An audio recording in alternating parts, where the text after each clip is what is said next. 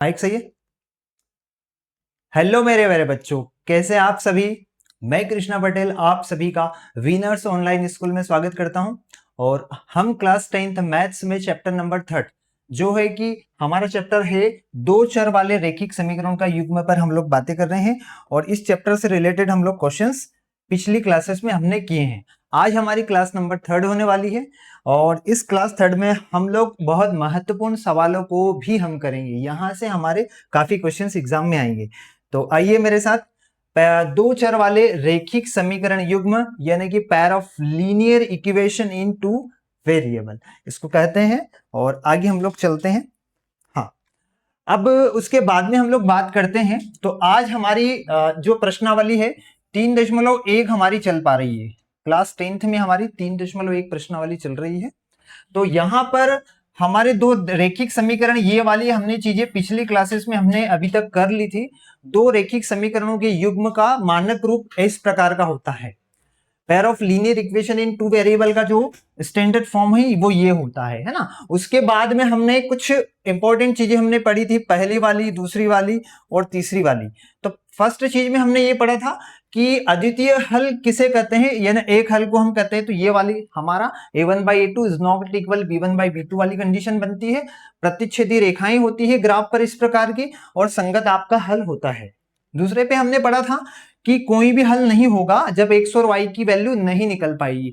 दो आपको रैखिक समीकरण मिल पाएंगे, उसमें अगर x और y की वैल्यू नहीं निकल पा रही है तो वहां पर इस प्रकार का रेशो आपका बनेगा और समांतर रेखाएं होगी इस प्रकार का, और संगत हल हो या फिर इसको निराश्रित रेखाएं हम कह सकते हैं, है ना। तीसरी हमारी हमने अभी तक ये पढ़ी थी कि a1/a2 is equal to b1/b2 is equal to c1/c2, है ना। तीनों की आपस में बन पाएगी, इन दोनों की आपस में नहीं बनेगी। इन दोनों की बनेगी पर इसकी नहीं बनेगी। यहां पर जब तीनों की बन पाएगी आपस में तो हम इसको कह सकते हैं अनंत अनेक हल होंगे, अपरिमित रूप से अनंत अनेक हल होंगे। ये मैंने लिखा था उस दिन, अपरिमित रूप से अनंत अनेक हल होते हैं ना।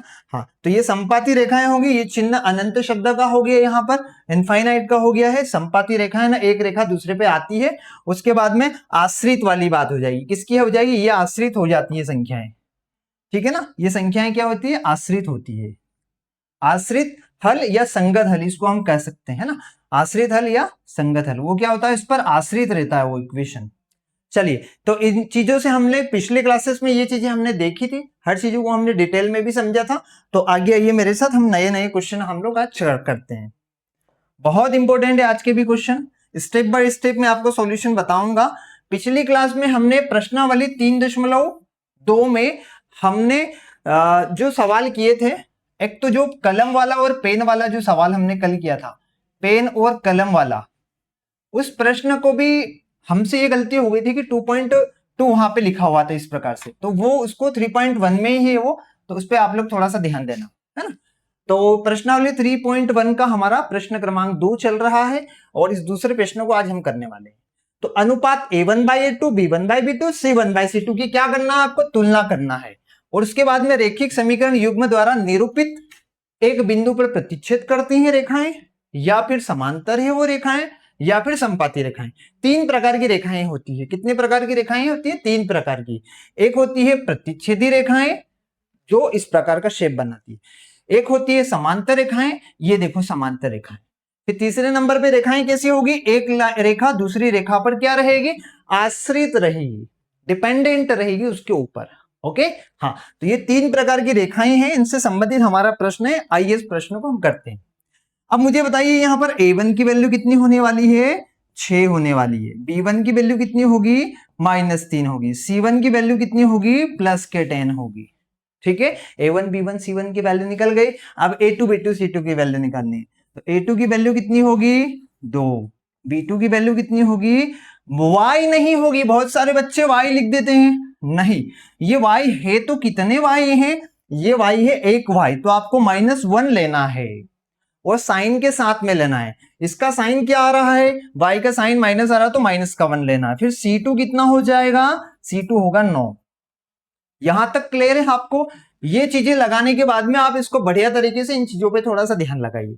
आप क्या कीजिए कि पहले वाले रेशो को लिखिए, आप 6/2 लिख दीजिए। फिर क्या करें आप, -3/1 कीजिए, पहले इन दोनों से ही हम लोग बातें करते हैं ना। अब हो क्या रहा है यहां पर ये 2 जो है इस 6 को कैंसिल कर रहा है। कितनी बार में कैंसिल कर रहा है? 3 बार में कैंसिल कर रहा है। ये माइनस से ये वाला माइनस माइनस माइनस प्लस होता है भाग लगाने पर। तो फाइनली कितना बचेगा? यहां पर 3 बचेगा। अब बताइए, शुरू के जो 2 अनुपात हैं आपके A1B1, A1A2 और B1B2, ये दोनों आपस में क्या हो रहे हैं? ये दोनों आपस में बराबर हो रहे हैं। क्या हो रहे हैं? बराबर हो रहे हैं। A1/A2 is equal to B1/B2। यहां तक तो क्लियर है। पर जब हम थर्ड कंडीशन पे आएंगे, यहां पर थर्ड कंडीशन पे आएंगे, 10 और 9 की बात करेंगे, तो 10 और 9, तो क्या ये दोनों बराबर हैं? क्या 10 और 9 आपस में नहीं कट पा रहे हैं? कट रहे हैं क्या? ये तो नहीं कट रहे हैं।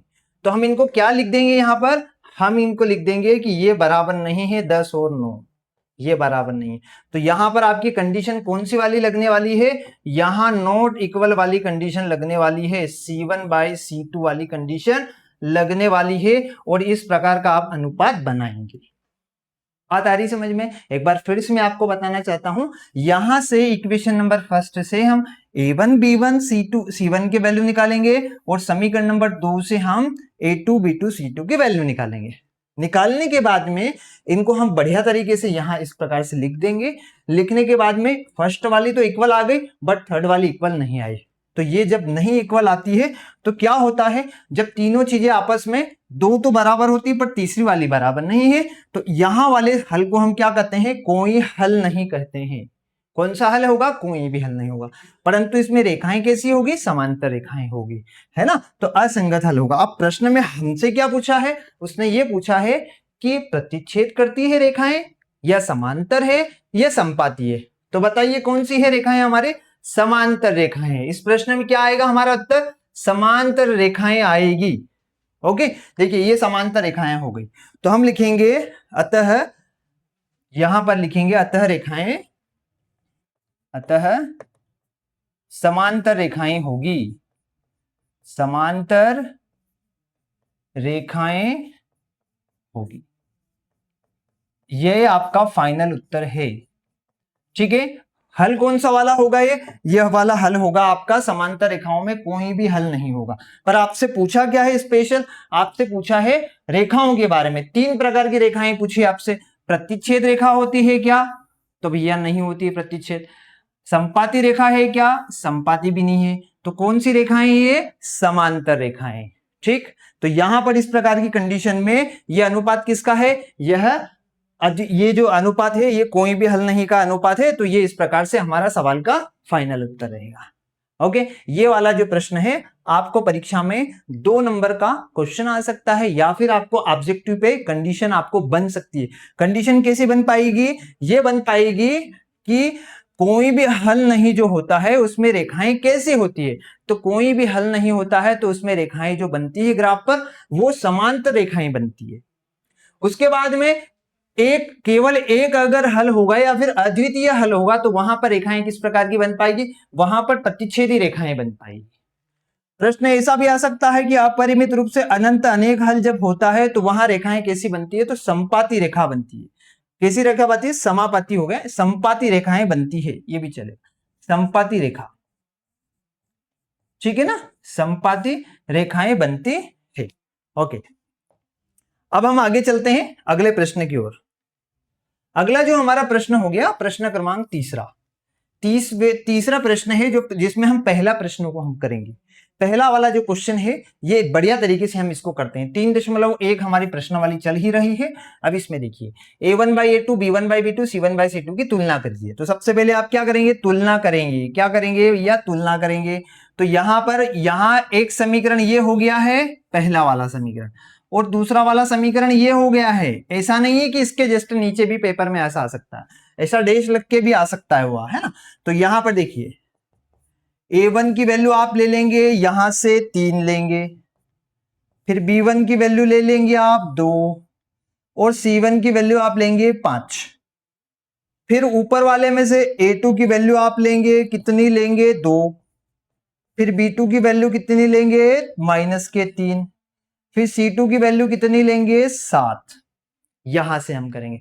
वैसे तो हम इनकी तुलना किस वाले समीकरण से कर रहे हैं, हम कर रहे हैं a1x प्लस b1y बराबर c1, या फिर a2x प्लस b2y बराबर c2 वाले दो रेखिक समीकरणों से हम तुलना कर रहे हैं। आपके c1 और c2 दोनों या तो फिर इधर होने चाहिए या फिर इधर होने चाहिए, यहां से भी हम कंपैरिजन कर सकते हैं, है ना। अब उसके बाद में इन दोनों समीकरणों से हम इन दोनों समीकरणों की हमने तुलना कर ली। अब यहां पे बढ़िया तरीके से आप क्या करें, इसको बढ़िया तरीके से हम करेंगे। देखिए अब कितना होगा, आप सबसे पहले 3/2 लिख दीजिए, लिखने के बाद में फिर 2/-3 लिख दीजिए।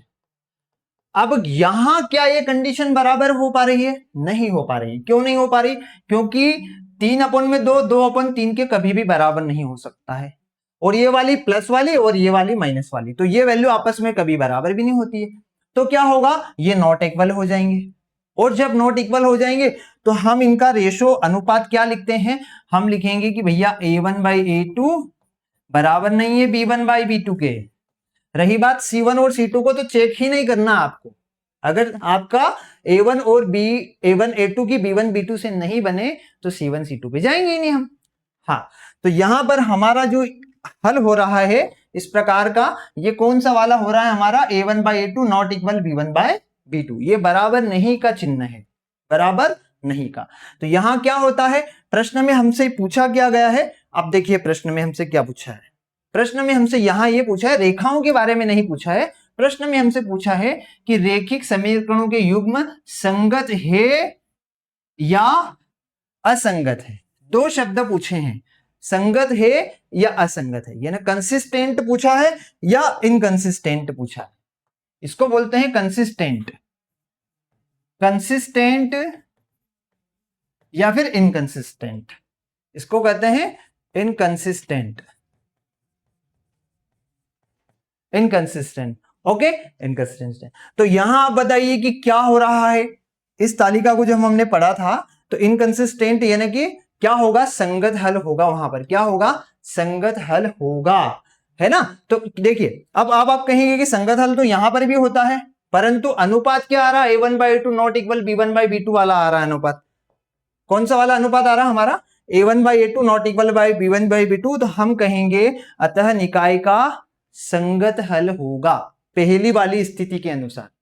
3 लाइनें हमने पढ़ी थी, एक तो अद्वितीय हल, दूसरा कोई भी हल नहीं, तीसरा हमारा क्या था, तीसरा था हमारा अपरिमित रूप से अनंत अनेक हल। तो फर्स्ट वाली कंडीशन हमारी यहां बन पा रही है, तो हम क्या लिखेंगे, निकाय का संगत हल होगा, अतः निकाय का संगत हल होगा, संगत हल होगा, ये आपका फाइनल उत्तर हो गया, संगत हल होगा।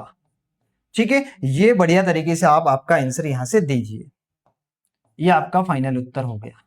क्या पूछा उसने कि तुलना करिए, तो हमने तुलना कर ली, उसके बाद में रेखिक समीकरणों के युग्म संगत है या असंगत, तो आपके संगत आ रहे हैं या असंगत आ रहे, असंगत आ रहे। ये वाली कंडीशन किस में आती है, ये वाली कंडीशन आपकी आती है इसमें आती है, ये संगत हल हो गया यहां से। चले आगे बढ़िया तरीके से, चलिए अगले प्रश्न की तरफ हम लोग बढ़ते हैं। हाँ, प्रश्न क्रमांक तीसरे का दूसरा प्रश्न, प्रश्न क्रमांक तीसरे का दूसरा प्रश्न, ये परीक्षा में मध्य प्रदेश में 2025 में ये प्रश्न पूछा गया है। प्रश्न क्या है हमारा, वही प्रश्न है, अनुपातों, इनको हम कहते हैं अनुपात कहते हैं, a1/a2 b1/b2 c1/c2 की तुलना करना है और ज्ञात करना है कि जो रेखिक समीकरणों के जो युग्म है वो संगत है या असंगत है, यानी कंसिस्टेंट है या इनकंसिस्टेंट है। तो बहुत आसान है, वापिस से हम इनकी तुलना करेंगे, देखिए कैसे। तो सॉल्यूशन में हम लिखेंगे भैया a1 की वैल्यू हो गई 2, b1 की वैल्यू हो गई -3 और c1 की वैल्यू हो गई 8। उसी प्रकार से a2 की वैल्यू हो गई, कितनी हो गई a2 की वैल्यू 4, a2 की वैल्यू 4, b2 की वैल्यू बताइए जल्दी से कितनी हो गई, b2 की वैल्यू हो गई -6 और c2 की वैल्यू हो गई 9, क्योंकि ये दोनों के दोनों उधर ही है। ये हो गया आपका a1x, ये हो गया आपका b1y, क्या हो गया ये आपका b1y, और बराबर ये हो गया c1, ये हो गया आपका a2x, a2x ये हो गया प्लस में b2y और ये हो गया आपका c2। इस प्रकार से आप तुलना कर सकते हैं। ओके, a1 की वैल्यू 2 हो गई, फिर b1 की वैल्यू -3 हो गई, c1 की वैल्यू प्लस के 8 हो गई, a2 की वैल्यू 4 हो गई, b2 की वैल्यू 6 हो गई और c2 की वैल्यू 9 हो गई, ये -6 हो गई। अब यहां से हम बढ़िया तरीके से अनुपातों को लेंगे अंदर। तो देखिए अनुपात कैसे आएंगे हमारे, बढ़िया तरीके से अनुपात इस प्रकार से आने वाले हैं। देखिए क्या होगा, 2 के अपॉन में क्या लिखेंगे, 4 लिखेंगे। फिर किसके अपॉन में क्या लिखना है, -3 के अपॉन में क्या लिखेंगे, -6 लिखेंगे। हाँ, यहां तक भी बढ़िया है। उसके बाद में ये भी लिख सकते हैं आप 8 अपॉन में 9। अब हो क्या रहा है यहां पर, यहां ऐसा हो रहा है कि ये जो 2 है इसको 4 को कैंसिल कर रहा, 2 1 जा 2 और 2 2 जा 4, 2 एकम 2 और 2 दूनी 4। माइनस से माइनस का साइन कैंसिल हो जाता है, माइनस में माइनस का डिवाइड तो प्लस का आ गया, तो 3 एकम 3, 3 दूना 6। उसके बाद में क्या हो रहा है, 8 से 9 कैंसिल नहीं हो पा रहा है, तो ये नॉट इक्वल हो गया। अब बताइए फर्स्ट वाली कंडीशन बैठ रही है, सेकेंड वाली या थर्ड वाली, कौन सी कंडीशन बैठ रही है, जल्दी बताइए। कौन सी वाली कंडीशन, सेकेंड वाली। क्या होती है सेकेंड वाली में, कोई भी हल नहीं होगा, समांतर रेखाएं होगी, असंगत या निराश्रित हल होगा। तो क्या हो रहा है यहां पर हमारा, यहां पर क्या होगा, कोई भी हल नहीं होगा, कोई भी हल नहीं होगा। पर प्रश्न में हमसे क्या पूछा है, संगत है या असंगत है, तो यहां कोई हल नहीं होगा, कोई भी हल नहीं होगा, कोई भी हल नहीं है। हाँ, कोई भी हल नहीं होगा और आपका फाइनल उत्तर क्या रहेगा, फाइनल उत्तर आपका रहेगा असंगत हल होगा, असंगत हल होगा, असंगत हल होगा। कौन सा हल होगा, असंगत हल होगा, असंगत हल होगा। ये बहुत बढ़िया हो गया, ये आपका फाइनल आंसर हो गया, ये आपसे प्रश्न में पूछा गया था, ये आपका फाइनल उत्तर हो गया। ठीक है, हाँ, इस प्रकार से आप इन प्रश्नों के जवाब दे सकते हैं। कब दे सकते हैं, आपको ये वाली तालिका बढ़िया तरीके से याद होगी। पिछली क्लासेस में हमने इस प्रकार की तालिका को बनाया था, दोनों क्लासेस में, आप उनको जरूर देखें, वहां से भी आपके और कंसेप्ट और क्लियर हो जाएंगे। आइए अगले प्रश्न की तरफ हम चलते हैं। अब यहां क्या है, प्रश्न कुछ इस प्रकार से है। इस प्रश्न में काफी बच्चों को दिक्कतें आती है कि सर इसको किस प्रकार से हम सॉल्व करें। अब आप थोड़ा सा ध्यान लगाकर समझिए कि हम जब a1 की तुलना करेंगे तो आप a1 की तुलना आप 3/2 से कर सकते हैं, आप कोई दिक्कत नहीं है ना।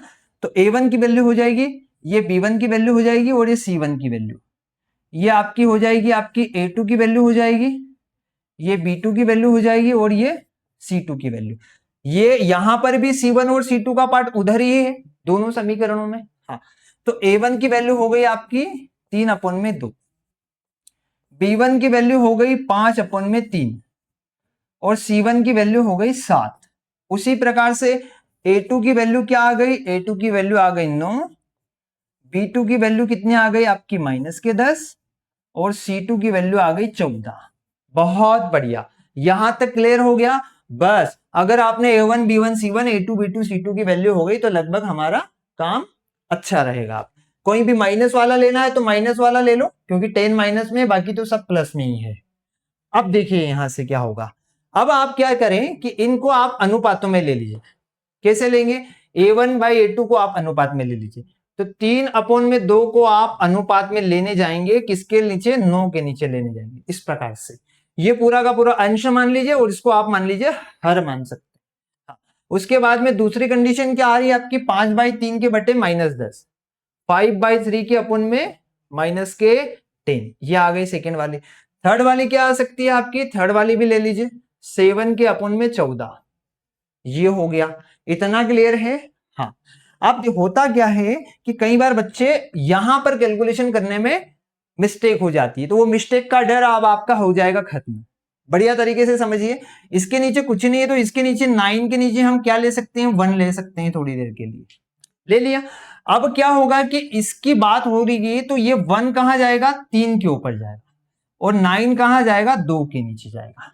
तो आप इसको लिख दे सकते हैं ऐसा, 3/2 इंटू 1/9, ऐसा आप लिख सकते हैं। ओके। हाँ, बढ़िया तरीके से फिर यहां देखिए, इसके नीचे कुछ नहीं तो क्या ले लीजिए, 1 ले लीजिए। हुआ क्या कि ये हो गया हमारा मेन अपॉन, और मेन अपॉन के ऊपर ये हुआ अंश, और ये नीचे वाला हर हो गया। पर अंश में दो भाग है, एक तो x और y, तो हर वाले में भी तो x और y होना चाहिए। तो x हो गया -10 और y कुछ नहीं है, तो आपने उसको क्या ले लिया, 1 ले लिया। जिस संख्या के नीचे कुछ नहीं है तो उसके नीचे 1 मान सकते हैं।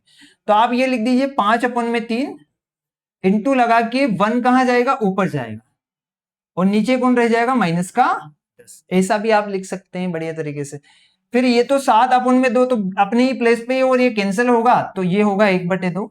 ठीक है, वहां तक तो कोई दिक्कत नहीं। अब उसके बाद में हम क्या करेंगे कि 3 से आप 9 को कैंसिल कर सकते हैं। अगर बीच में प्लस का साइन है तो आपको कैंसिल नहीं करना है, मल्टीप्लीकेशन में आप कैंसिल कर सकते हैं। तो 3 से 9 कितनी बार कैंसिल हुआ, 3 बार कैंसिल हुआ। तो 3 1 जा 3, तो ऊपर तो 1 बचेगा, और यहां आ जाएगा 2 इंटू में 3। फिर यहां क्या होगा, 5 10 को कैंसिल कर देगा, कितनी बार में, 2 बार में कैंसिल करेगा। तो ऊपर तो 1 बचेगा, 1 1 जा 1 होगा, और यहां होगा 3 इंटू में -2 बराबर 1/2। अब हो क्या रहा है यहां पर, बढ़िया तरीके से देखिए, यहां हो रहा है 1/6। क्या हो रहा है यहां पर, 1/6 हो रहा है, 1/6। और यहां हो रहा है 1/-6। अब मैंने आपको ये बताया था कि जब भी ये वाली प्लस वाली संख्या है और ये वाली माइनस वाली संख्या है, तो ये आपस में क्या नहीं है, बराबर नहीं है। तो हम यहां से कह सकते हैं कि यहां पर ये जो दोनों बराबर नहीं है, तो ये स्टार्टिंग वाले जो दो अनुपात होते हैं हमारे a1/a2 और b1/b2, यहां पर ये दोनों ही हमारे बराबर नहीं है। ओके, तो जब बराबर प्रथम स्थिति बन पा रही है, कितनी, कौन सी स्थिति बन पा रही है, पहली वाली स्थिति बन पा रही है, ये वाली स्थिति बन पा रही है। आपसे पूछा क्या है, रेखाओं के बारे में नहीं पूछा है, आपसे पूछा किसके बारे में है, आपसे पूछा वहां पर संगत के बारे में पूछा है, वहां पर किसके बारे में, संगत के। तो यहां हम इसको कह सकते हैं, देखिए युग्म संगत है या असंगत, तो संगत हल होंगे। कैसे हल होंगे, संगत हल होंगे। तो हम यहां लिख सकते हैं इसको कि कंडीशन हमारी ये होने वाली है कि a1/a2, हाँ a1/a2 बराबर नहीं है b1/b2 के। तो ये कौन सा हल होता है, ये अद्वितीय हल होता है, और यहां पर आपके संगत हल होगा, है ना, निकाय का संगत हल होगा, निकाय का संगत हल होगा, संगत हल होगा। ये आपसे पूछा है, क्या पूछा है प्रश्न में, यही पूछा है कि रेखिक समीकरणों के युग्म संगत है या असंगत। तो युग्म कैसे हैं, संगत हैं आपके हल, है ना। निकाय का कैसा हल हो रहा, आपका संगत हल हो रहा, ये आपका फाइनल उत्तर हो गया है। बढ़िया तरीके से इस प्रकार से आप उत्तर दे सकते हैं। ओके, चलते हैं आगे हम, यहां तक तो कोई डाउट नहीं है, बढ़िया है। एक तरीका और भी इसको कर सकते हैं, बट वो तरीका मैं आने वाले सवाल में आपको बता दूंगा।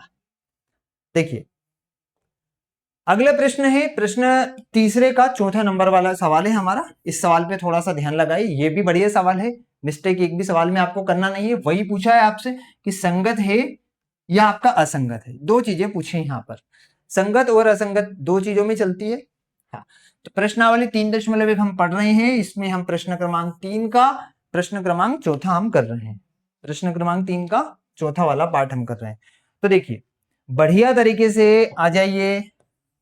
देखिए जो बच्चा डेली हर चीज को डिटेल में, हर चीजों को कॉपी पेन में लिखेगा, तो उसके कंसेप्ट भी क्लियर होंगे और डाउट भी क्लियर होंगे, और डेली पिछले जितने भी हमारी क्लासेस हुई है उनको आराम से हर चीजों को समझता जाएगा, तो उसको समझ में आ जाएगा कि वास्तविक में क्या क्या पूछा जाएगा।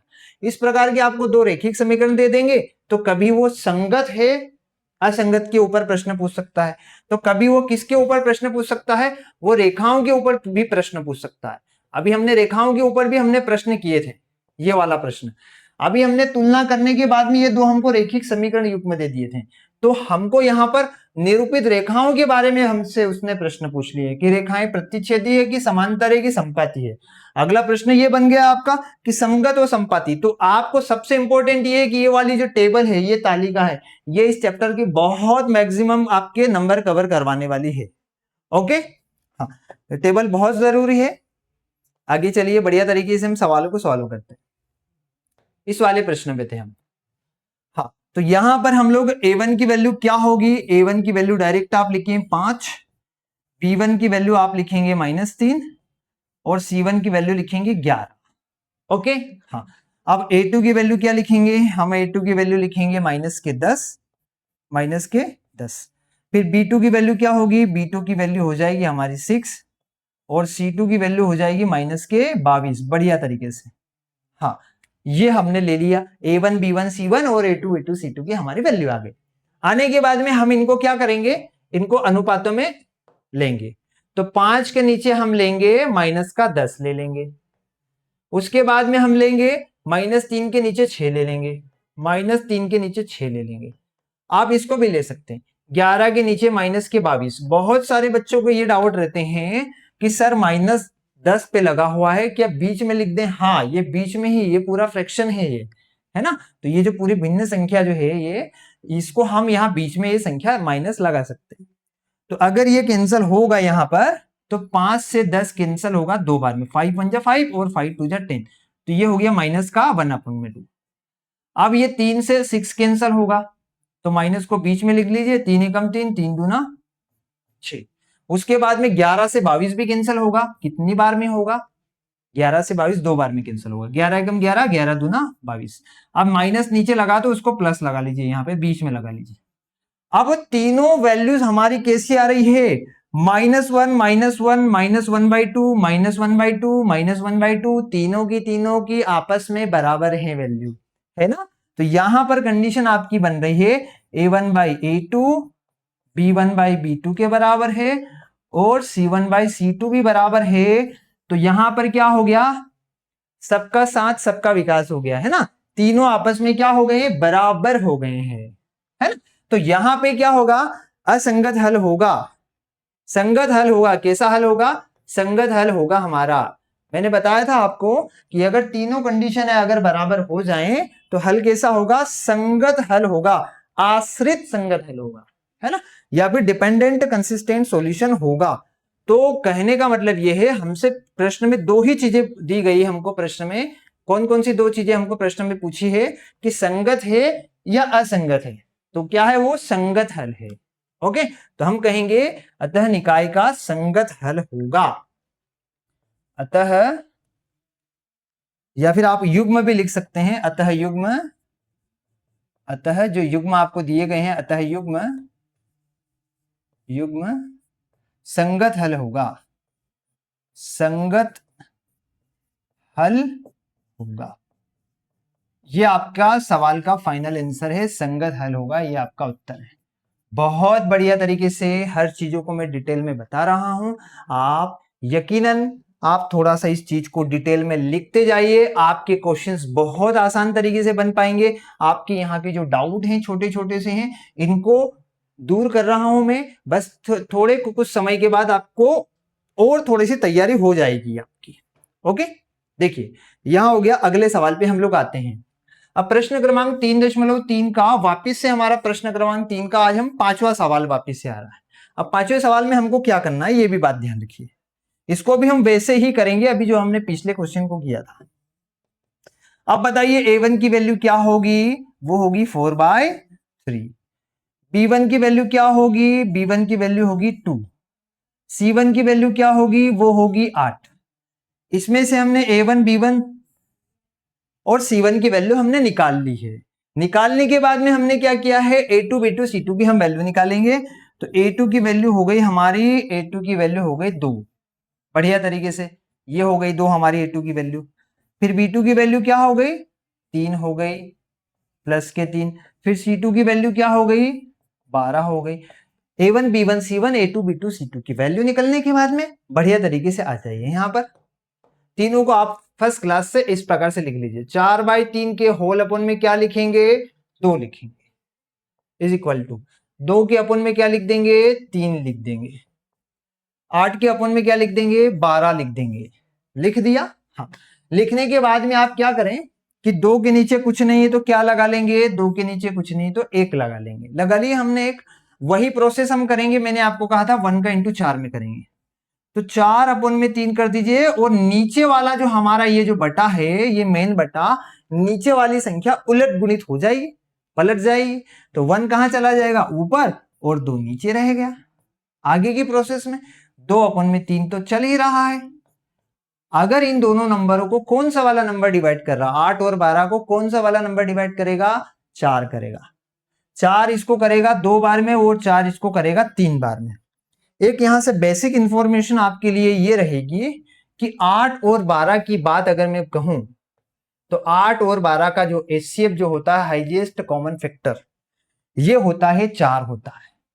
और 4 क्या है, सबसे छोटी संख्या है जो 8 को और 12 को विभाजित कर सकती है, सबसे बड़ी संख्या है।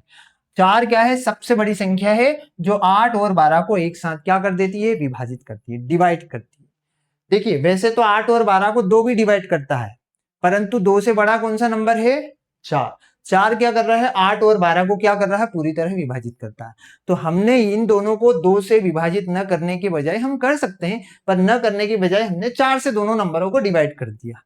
तो बड़े नंबर से कर देंगे तो जल्दी से हमको एक न्यूनतम रूप हमको मिल जाएगा। अब हुआ क्या, यहां पे हम कैलकुलेशन करते हैं आगे।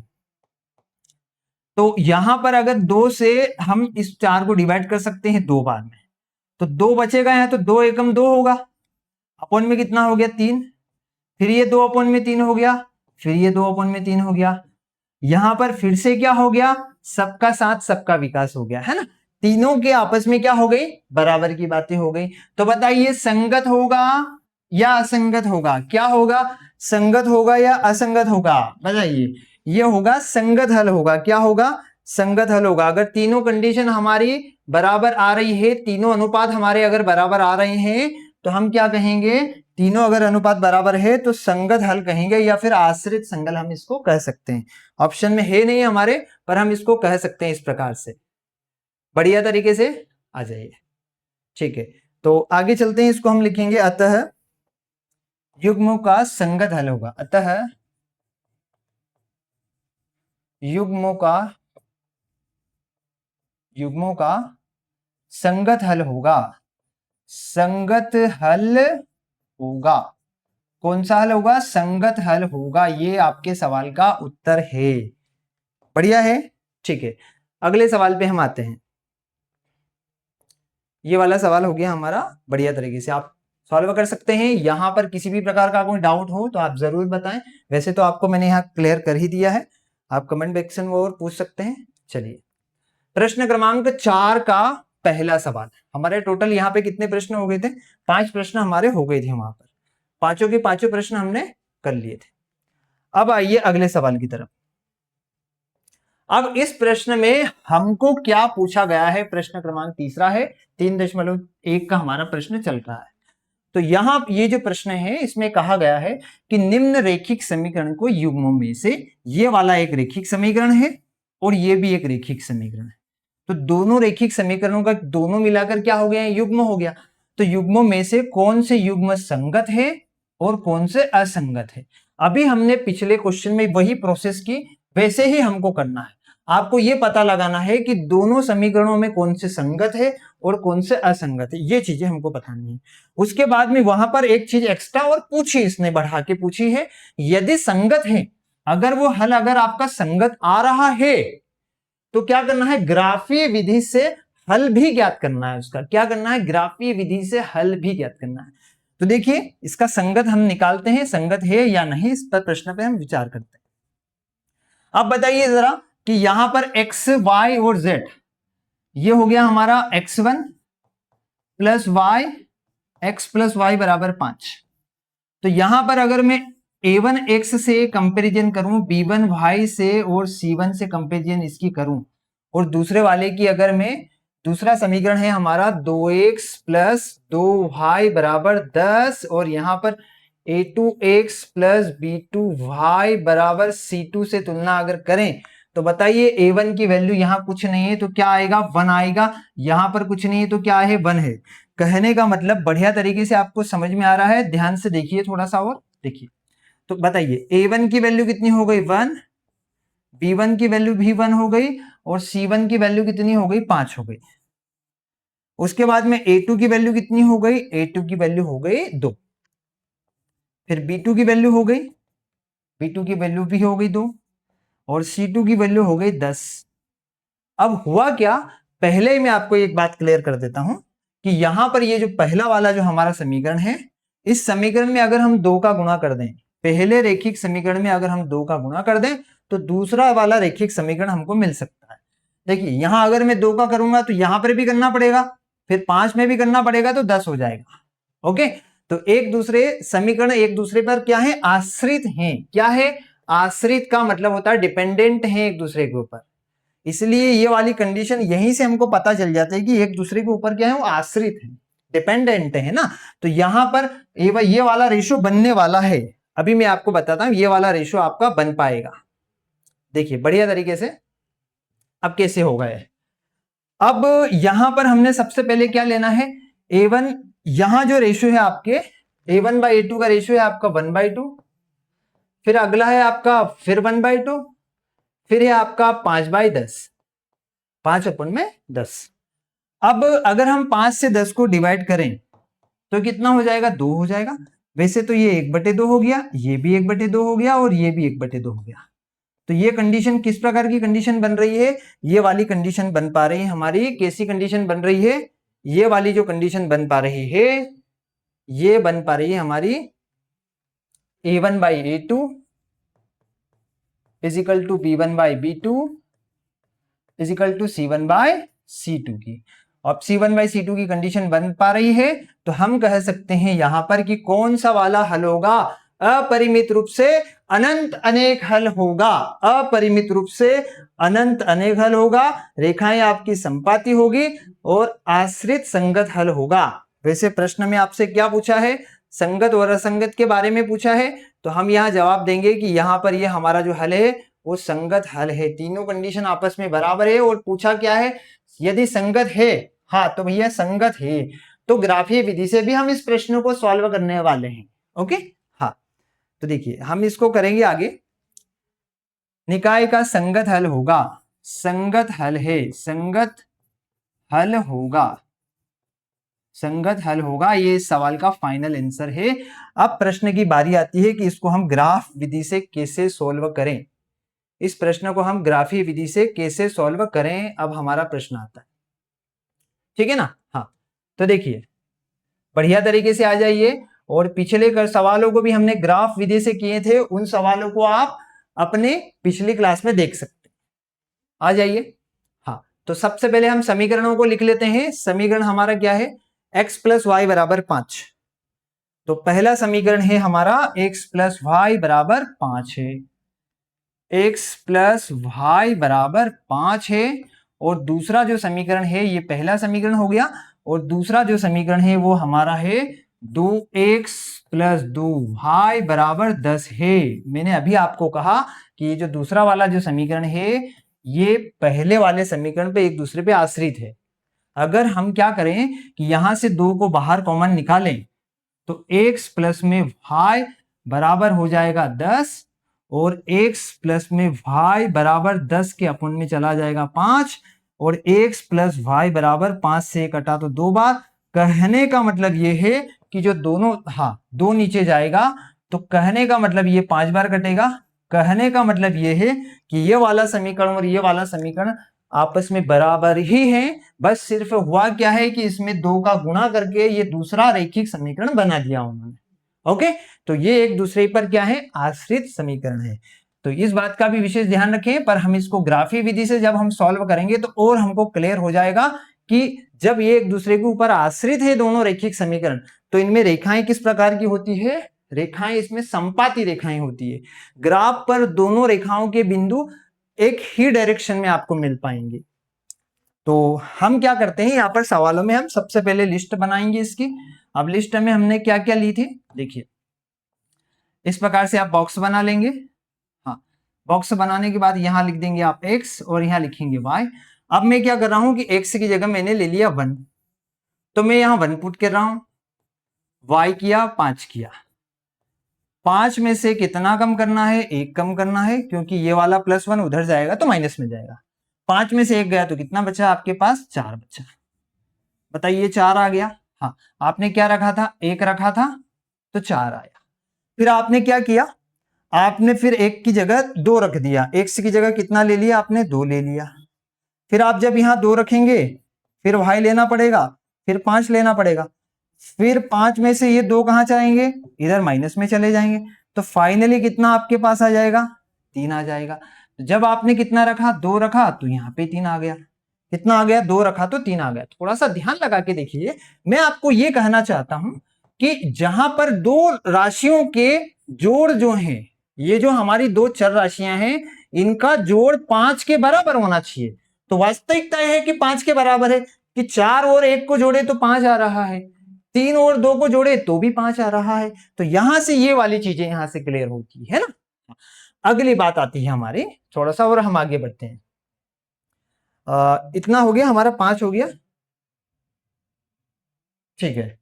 5 हो जाने के बाद में फिर हमने सोचा कि 3 भी रख देते हैं हम, है ना, या फिर आप कुछ भी रख सकते हैं, 0 भी ले सकते हैं। यहां पर क्या ले लेते हैं, 0 ले लीजिए आप। तो यहां वाली कंडीशन में आपने क्या ले लिया, 0 ले लिया। तो x प्लस वाई बराबर कितना हो गया, 5, और आपने x की जगह 0 ले लिया, और y, तो फाइनली y की वैल्यू कितनी मिल जाएगी आपको, 5 मिल गई, ये वाली हो गई 5। हाँ, तो 0 और 5 दोनों का जोड़ कितना हो रहा है, 5 हो रहा है। ये वाली फर्स्ट इक्वेशन से बन गई। हाँ, पहली वाली समीकरण से ये वाली हमने तालिका बना ली। अब दूसरी तालिका बना रहे हैं हम लोग। देखिए दूसरी वाली तालिका इस प्रकार से, यहां पर आप क्या करें, आप अगर यहां पर 3 रख देंगे या 4 रख देंगे या ऐसा कोई नंबर रख देंगे, और वो उसका व्यवस्थित पूरी तरीके से क्या होना चाहिए, विभाजित होना चाहिए, है ना। तो अगर हम यहां पर 1 रखें, x की जगह कितना रखें, अगर हम 1 रखें, तो 2 ब्रैकेट के अंदर 1 प्लस में 2 y बराबर में 10। आपको यहां वैल्यू रखने को भी सीखना है, क्योंकि आगे जब हम प्रतिस्थापन विधि और विलोपन विधि के सवाल करेंगे तो वहां पर आपके और कंसेप्ट तब तक मजबूत हो जाएंगे। तो ये होगा 2 1 जा 2 प्लस में 2y बराबर में 10। उसके बाद में होगा ये 2y बराबर में 10 माइनस में 2, ये वाला संख्या उधर माइनस में जाता है। फिर ये हो गया आपका 2y बराबर, ये बचेगा 8, और y बराबर इस 8 के नीचे कौन आएगा, 2, तो y की फाइनली वैल्यू कितनी होने वाली है, 4 होने वाली है। 1 रखा था तो 4 आया। तो इसके बक्सा हम बना लेते हैं, इसका जो बॉक्स बन रहा है वो क्या बन रहा है, इस प्रकार से बन रहा है कि भैया हमने 1 रखा, क्या रखा, x की वैल्यू 1 रखी तो 4 आया। फिर अगली वैल्यू आप कुछ भी रख सकते हैं। यहां पर मान लो 3 नहीं रखी, तो हम इसमें 3 रख के देखते हैं। तो देखिए हमने इसमें 3 जब रखेंगे तो 2 ब्रैकेट के अंदर 3 x की जगह, फिर 2 y बराबर में 10, फिर होगा 2 में 3 का होगा 6 प्लस 2y इक्वल टू में 10, फिर 2y 10 में से 6 कम होगा, तो 2y बराबर 10 में से जब 6 कम होगा तो 4 बचेगा, और 4 लिखेंगे, और y बराबर 4 के नीचे 2 चला जाएगा, और y बराबर 2 आ गया। आपने क्या रखा था, 3 रखा था, 3 रखा था तो कितना आया आपका, 2 आया। ओके, 3 रखा था तो 2 आया। एक संख्या और भी आप रख सकते हैं, 0 ले लेंगे। हाँ, अगर आप 0 ले रहे हैं तो x की जगह अगर हम यहां पर 0 रख दें तो यहां पर 2y बराबर 10 हो जाएगा। फाइनली ये वाला पार्ट तो आपका 0 बन जाएगा, बट यहां पर y में से जो 2 है वो 10 के नीचे जाके इसको बना देगा, 5 बना देगा, तो यहां पे 5 आने वाला है। तो कहीं ना कहीं अगर हम लोग देखें तो यहां पर संख्याएं एक दूसरे से क्या हो रही, मिल पा रही है। फिर भी हम ग्राफ की बात करते हैं और ग्राफ बनाने की करते हैं प्लानिंग। देखिए, तो सबसे पहले हमने यहाँ पे ग्राफ ले लिया, एक बढ़िया सा हमने ग्राफ ले लिया, और ग्राफ आपको इस प्रकार से लेना है। हाँ, आ जाइए। हाँ, अब ग्राफ में हम क्या करेंगे कि यहां पे अगर हम लोग बातें करें तो ये इसको थोड़ा सा इधर से ले लेंगे यहां से, और ये हो गया, ठीक। इसको थोड़ा सा कलर हम चेंज कर लेते हैं, इसका कलर रेड हो गया। अब ये वाला अक्ष हो गया हमारा, ये वाला कौन सा अक्ष हो गया हमारा, y अक्ष हो गया। कौन सा अक्ष हो गया, y अक्ष हो गया है। कौन सा अक्ष हो गया, y अक्ष हो गया। अगली वाली रेखा हम लेंगे, अगली वाली रेखा हमारी क्या हो जाएगी, यहां पर ये हो गई हमारी x अक्ष, x अक्ष, ठीक। तो इसका भी कलर थोड़ा सा अलग चेंज करें तो ये हो गया येलो कलर का, ये हो गया हमारा x अक्ष, x अक्ष हो गया हमारा, ठीक है। ये हो गया हमारा x अक्ष, बढ़िया तरीके से हो गया। बहुत शानदार सवाल है, पिछले सवालों को भी मैंने ग्राफ से बढ़िया तरीके से करवाया है, इस सवाल को भी ध्यान से देखिए। अब आपको क्या करना है कि हमने जो यहाँ पे बॉक्स बनाए हैं समीकरण नंबर 1 और 2 से, एक से क्या बनाया है ये वाला, और दूसरे से क्या बनाया ये वाला। तो यहां पर 1 2 0 4 3 5 ऐसा आप लिख सकते हैं। पहला वाला बॉक्स आप यहां बना लीजिए, ठीक है, इस टाइप से आप बना लीजिए। ये हो गया बढ़िया तरीके का आपका बॉक्स। हाँ, एक्स और वाई की वैल्यू, तो एक्स की वैल्यू क्या क्या थी उसमें, 1 2 0, 1 2 और 0, और फिर वाई वाली क्या क्या वैल्यू हमारी आई 4 3 5। ओके, 4 3 5 हमने ले लिए, 4 3 और 5। ये समीकरण नंबर 1 वाला बॉक्स है। और 2 वाला बॉक्स जो है वो भी देखिए, उस वाले बॉक्स में हमने जो एक्स और वाई की जो राशियां रखी है वो देखिए, वो आ रही है हमारी 1 3 0, ये था एक्स और ये वाई, 1 3 और 0, 1 3 0 आ गई। फिर वाई वाले में क्या आ जाएगी हमारी, वाई वाले में आ जाएगी 4 2 5, 4 2 और 5। बढ़िया तरीके से हमने वैल्यूज ले ली। हाँ, अब हम इन दोनों रेखाओं से हमारी जो वैल्यू आई इनको हम रखेंगे यहां पर वैल्यू। तो देखिए यहां पर कितना है 1 और 4, तो 1 कहां होगा, पहले इनको आप ले लीजिए, 1 2 3 4 5 6 7 8 9, ज्यादा की कोई जरूरत नहीं है आपको।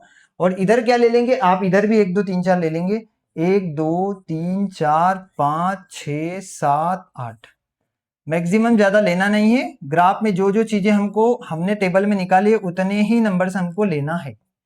लेने के बाद में हम क्या करेंगे, यहां पर पहले वाली लाइन बनाएंगे। तो 1 और 4, 1 कहां आ रहा है हमारा, 1 आ रहा है हमारा इस वाले बिंदु पर, 1 और 4 वो यहां पे मिलेगा, 1 और 4। इस पॉइंट का नाम है 1 और 4। एक वैल्यू x की है और 4 वैल्यू y की है। पहले x की वैल्यू रखते हैं फिर y की वैल्यू रखते हैं। फिर हो गया दूसरा पॉइंट हमारा क्या होगा, दूसरा पॉइंट तो होने वाला है 2 और 3। कौन सा, 2 और 3, 2 और 3 कहां आएगा, यहां आएगा। तो ये हो गया हमारा पॉइंट कौन सा, 2 और 3 वाला हो गया। ये हो गया 2 और 3 वाला, 2 और 3 वाला हो गया। अगला पॉइंट कौन सा हो गया, 0 और 5। तो x की वैल्यू 0 और y की वैल्यू 5, x की वैल्यू 0 और y की वैल्यू 5, वो कहां आएगी, वो यहां आएगी। ये तीन जो पॉइंट आप देख पा रहे हैं, ये तीनों पॉइंट कौन सी वाली रेखा के हैं, ये तीनों पॉइंट आपके इस वाली रेखा के हैं। ओके, ये बढ़िया तरीके से हमारी रेखा बन गई है, ये बन गई। ओके, ठीक है। अब ये वाली कौन सी रेखा बनी है हमारी, ये आप इसको मान सकते हैं, ये वाला कलर ले लीजिए। और इस रेखा का जो नाम है, इस रेखा का क्या नाम है हमारा, ये इस रेखा का आप नाम दे दीजिए, इसका समीकरण का जो नाम है आपका, इस समीकरण का नाम है आपका ये वाला। कौन सा वाला, ये अभी हमने किया था x प्लस वाई बराबर 5, ये वाली रेखा है हमारी, x प्लस वाई बराबर 5 वाली रेखा है। उसके बाद में दूसरी वाली रेखा की बात होगी, तो दूसरी वाली रेखा के भी हम निर्देशन यहां पर इस ग्राफ पेपर पर हम प्लॉट करेंगे। तो कैसे करेंगे देखिए, उसके पॉइंटों के लिए भी थोड़ा सा ध्यान लगाइए। उसमें होगा 1 और 4, तो 1 कितना है x का और 4 कितना y का, तो देखो 1 और 4 यहां आ गया। फिर 3 और 2, 3 किसका है, x का, और 2 किसका है, इसका, तो देखो ये यहां पे आ रहा है, आ रहा है ना। हाँ, उसके बाद में 0 और 5, तो 0 कहां पर है, यहां पर है, और 5 कहां पर है, y पर है। तो 0 और 5 बिल्कुल ये तीन बिंदु यहां पर आ रहे हैं। तो ग्रीन वाले पॉइंट और ब्लू वाले पॉइंट है ना, ये जो हरे कलर के पॉइंट बनाए ये हमने समीकरण नंबर 2 के लिए बनाए, और नीले कलर के जो बनाए थे वो हमने 1 के लिए बनाए थे, 1 वाली जो हमारी रेखा थी। तो इसके भी यहीं पर आ रहे हैं। तो कहने का मतलब हुआ क्या कि यहां पर ये जो रेखा है ये इसके ऊपर क्या हो रही है, ये रेखा इसके ऊपर आश्रित हो रही है। क्या हो रही है, आश्रित हो रही है। और हमने इस रेखा को नाम दे दिया है, इसका कलर भी मैं आपको बता देता हूं, ये कलर हो जाएगा इसका, पिंक था तो इसका ले लीजिए ग्रीन, ये हो गई बढ़िया से। ओके, तो यहां पर ये तो दोनों समीकरण है एक दूसरे पर किस प्रकार के थे, आश्रित समीकरण थे। कैसे समीकरण थे, आश्रित समीकरण थे। ये इस प्रकार की ग्राफ पर कोई सी भी रेखा बनती है तो इनको हम बोलते हैं संपाती रेखाएं कहा जाता है। क्या कहा जाता है इनको, हम संपाती रेखाएं कहते हैं। कौन सी रेखा कहते हैं हम इनको, संपाती रेखाएं कहते हैं। मतलब कि इनको इंग्लिश में कहा जाता है coincident line, coincident line. Coincident line कहते हैं इनको, और इनको पैरेलल लाइन कहा जाता है। क्या कहा जाता है इनको? Parallel line. पैरेलल लाइन हो गई ये हमारी, और ये वाली हो गई हमारी इंटरसेक्टिंग लाइन हो गई। इंटरसेक्टिंग लाइन, इंटरसेक्टिंग लाइन, बहुत बढ़िया। देखिए हर चीज को समझने के लिए आपको समय तो देना पड़ेगा, और उसमें हर चीज को आप डिटेल में समझना भी बहुत जरूरी है। तो ये वाला हमारा सॉल्यूशन हमने ग्राफ से इस वाले सॉल्यूशन को किया है। बहुत बढ़िया तरीके से हमारा ग्राफ बना है। आप हर चीज को समय देकर थोड़ा सा बढ़िया तरीके से पढ़ने की कोशिश भी कीजिए। मैंने यहाँ पे आपको इसका अनुपात भी बता दिया है, किस प्रकार से हमने इस सवाल को किया है। संगत हल था, और रेखाएं किस प्रकार की बनी है हमारी? रेखाएं हमारी संपाती रेखाएं बनी है। किसी संपाती रेखाएं बनी है, संपाती रेखाएं। तो रेखाएं बनी है, संपाती रेखाएं बनी है हमारी, और ये वास्तव में ये हमारी संपाती रेखाएं है। दोनों की दोनों हमारी कैसी रेखाएं हैं? संपाती रेखाएं हैं, संपाती रेखाएं। ठीक है, ये ग्रीन कलर वाली लाइन हमारी कैसी थी? ये वाली थी। हमारा समीकरण कौन सा था? दूसरा था, और उसका नाम था 2x + 2y = 10। तो आप लिख सकते हैं यहाँ पर, ये वाले को लिख सकते हैं 2x + 2y = 10। इस प्रकार के हमने सवाल आज किए हैं। आपको कैसा क्या लगा इन सवालों के बारे में? बाकी कोई डाउट हो तो आप जरूर, आप कमेंट बॉक्स में जरूर आप बताएं।